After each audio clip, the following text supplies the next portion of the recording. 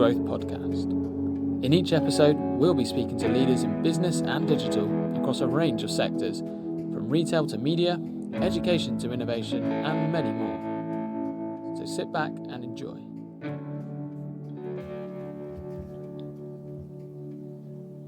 On this episode of the Good Growth podcast, I chat to a man who has held a range of C-suite roles in sales and services, both offline and in digital, Feilim Mackle. In this podcast, recorded in the midst of the current pandemic, Feilim talks of the critical need for businesses and business leaders to not lose sight of the two most important things to them, your customers and your people. Feilim, welcome to the Good Growth podcast. How are you? I'm very well. Thank you very much for allowing me to join you. So how is life working from home for you at the moment? Have you got a good setup? Yeah, I've got a decent setup. I'm lucky enough to have a little bit of space. I think these are unimaginable times for everyone across this country and many other countries. So the need to work from home, the ability to work from home indeed is a real gift just now, because businesses still keep going, customers still have demands, and there's a lot of work to be done. So it's extraordinary times, but it's amazing how resilient and adaptable business can be in a crisis. All the things you might want to achieve in normal times can happen really quickly now because there's no other choice. That is true. Now, I want to get your thoughts in due course about how businesses and business leaders perhaps should be looking to respond to the current crisis, and how you would recommend they do that. But before that, I'd quite like just to delve into your own personal background and experience. Could you just give us a little bit of information and background as to what your working life has looked like, particularly over the last 20, 25 years? You seem to have held some quite interesting roles. You make me sound very old all of a sudden. No. Yeah, I mean, I've had the privilege of working with some really well-known brands in the UK, such as RBS, O2, Standard Life, Dixons Carphone, and more recently Macmillan Cancer for the last 5 years, and Aegon, which is a major financial services firm in the general insurance space. And I guess the common thread in those is they're typically mostly direct to consumer businesses. There's some big brokerage businesses as well. They're all hot, large volume of customers, anything from, in RBS we had 15 million retail customers, 10 million with NatWest and 5 million with RBS. O2 with nearly 25 million customers. So these were big businesses with big P&Ls. And most importantly, small changes to a process would affect millions of customers. So small changes to your online capability or your online journey would have a dramatic impact on outcomes. So a real privilege, and also therefore a privilege working with thousands of great people who've got very specialist skills in their sector. So we have a lot of students that listen to the podcast as well, and I'm sure they'd be interested to know, how did you get your start in digital, and what did that journey look like? Yeah, I think it's interesting that the word digital, it depends what you mean by digital, but I guess I started life as a computer programmer. So I wrote software for Standard Life in 1988 as an industrial placement student. And that in itself was a digital world. If you think about it, I was writing software that allowed the automation or transformation of what were previously manual processes, such as bank statement reconciliations, investment portfolio evaluations. So I started my career very firmly in not technology, if not digital, and always had an interest in that. And as I went through my career, you could see over time how much bigger a role digital was playing in everyday life and business. And that continued through the financial services sector, where the technology available in retail branches for NatWest and RBS was continuously improving. And then I think the big leap for me was I got into O2 in 2011, which is only 9 years ago, but the world has changed a lot since then. But that was such a fast-moving, technology-driven industry. The products were changing every year. So the mobile phone capability, the stuff that we have in our hands that now we control our life by, was improving and changing every week, every month, every year.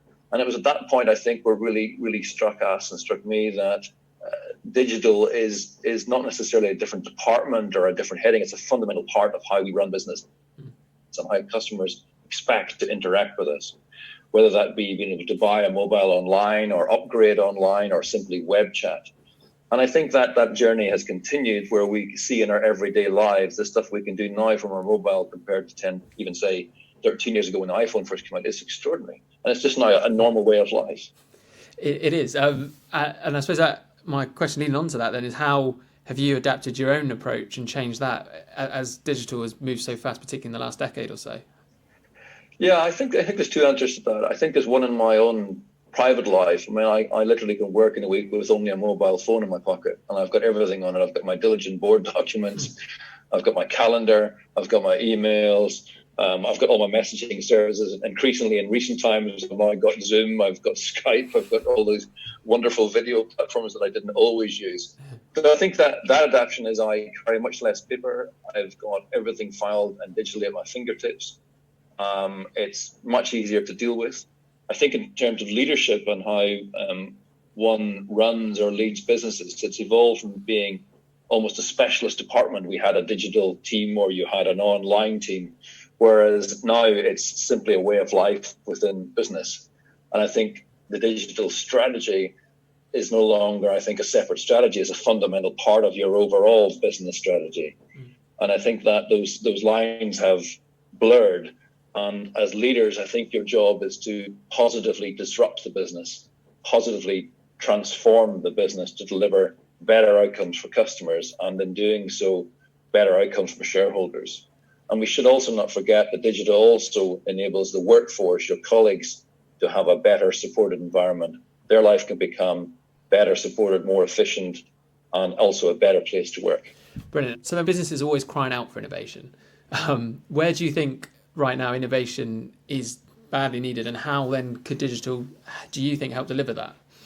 Yeah, and I think again, maybe not just use innovation. I think the place that still needs a lot of work is simply the customer experience, the full end-to-end customer experience. I think in many businesses, it's still quite, some cases, inadequate.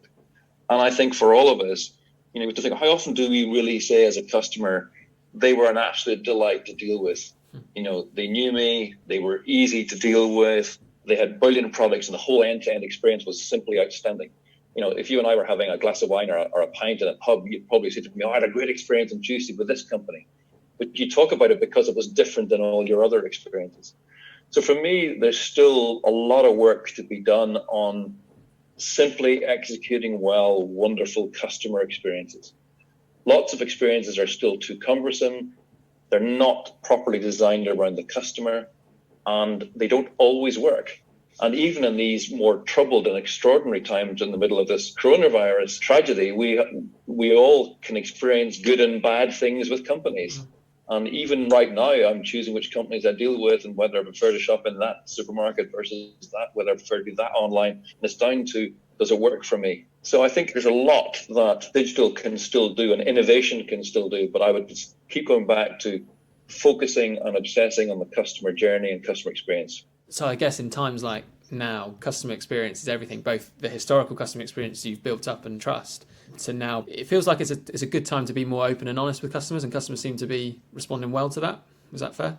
Yeah, I think one should always be open and honest with customers, because by inference, your questions perhaps we weren't in the past. But I think it reinforces the continued need to be clear, because what some businesses are doing very well is they're saying out loud, which I think is what you're hinting at, look, in these extraordinary times, we can't quite deliver to your expectations in the way we've done historically, whether that be the turnaround time for delivery, availability of product, a range of products that are available to you. And I think companies, the better companies, have said, okay, here's our slimmed down range of products we now have for you.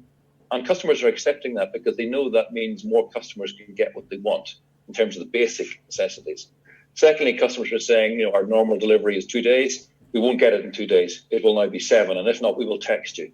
So I think customers in extraordinary times are more tolerant, providing, as your point, businesses communicate and are very clear about setting expectations.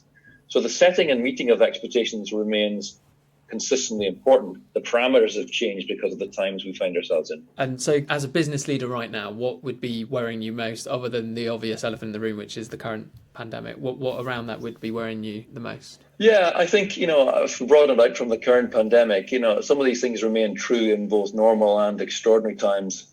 The health, well-being and effectiveness of your colleagues as a leader remains a core part of your job. This is particularly heightened at the moment, but that's always true. If you have happy and mentally healthy employees who can bind themselves around a common purpose in the business, those businesses tend to outperform. What you need to continue to worry about is customers, their needs, their buying behaviors, and how they're changing. Right now, clearly cash is of concern to many people across many industries, but cash has always been a concern. And by the way, there are very few people in the business who can actually worry and affect the cash flow. So therefore, you go back to, are my colleagues clear about what's been asked of them? Am I giving them the support they require? I think the other thing as leader, you have to always remember your distribution, your partners, your competitors. And that remains true in both, as I said earlier, normal and unusual times. And for financial services, always ensure you have an eye on the regulation, the legal, the compliance, the risk environment. And the final thing I would say is diversity. Diversity of earnings, diversity of geography, diversity of customer segments. You can see businesses at the moment in a crisis. Some of them are doing very well because they've had that diversity. Others who are pure play have been a bit exposed. Now, that's a choice you make in normal times, and it's very expensive for some businesses to do both, to keep both channels open. But here's a moment where you benefit from having diversity. If I had to pick two from that list, I'd go back to customers and people. I want to touch a little bit more then on your time with O2, particularly because at Good Growth we worked with you quite closely for a little bit period of time. So can you just give us a brief overview of the work that you commissioned Good Growth to do when you were with O2? Yes, I mean, that seems like a lifetime ago. And I think I might have been one of the very first clients of Good Growth, if not the first client. I can't remember exactly the history. I have been reliably told, yeah. I took a punt on Chris and James, is what some people describe, and I'm so glad I did, because what was really interesting is that, O2 was as I said earlier, is a fabulous business, very customer-focused business, very dynamic business. And we at the time were renowned for, providing pretty excellent customer service relative to the rest of the industry. Mm. And having said that, we, like everyone else, had lots of room for improvement. So the main reason to have a conversation with James and Chris and Good Growth was, how do we increase our online sales conversions for iPhone was one of our big questions. Because we had a very large business through our stores, and for upgrades, we had a very large telephone business. Mm. But we were, pretty small and pretty early days in our online business. So it was one about how do we increase online sales conversion? And secondly, what capabilities do we need within the organization? What structure, what skills, what knowledge do we need to build a sustainable platform for doing this very well? And, as always with Good Growth, which has turned out to be true for many years now, it was driven by insight. Science was used to come up with potential outcomes. Good Growth were obsessed about the customer outcomes and the customer, and they made a real difference. And for me, I'm glad I was the first customer, and I definitely won't be the last, judging by your growth in the last few years. Super. Well, thank you. And I swear I haven't set this last question up, given your earlier comments around the importance of customers and people. But my final question really is, how do you think what Good Growth brings can help businesses address the challenges that they have today? Yeah, I mean, I think, again, what Good Growth brings, for me, I think the combination of both insight and innovation techniques and pure science underpinning those, by the way, that delivers just better or great outcomes. You end up helping customers deliver better commercial strategies and a way to sustain those results. And you hire great people, you're very scientific, and you're different. And I think that's refreshing. And I think you're very well placed to make a difference to a lot of businesses based on the quality of your people, your trademark methodologies, and indeed, you're pretty decent guys as well. That's nice to hear. Thank you.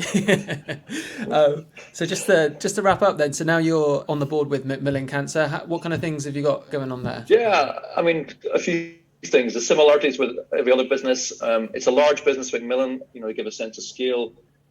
Income's over £200 million per year. There's 2,000 full-time employees.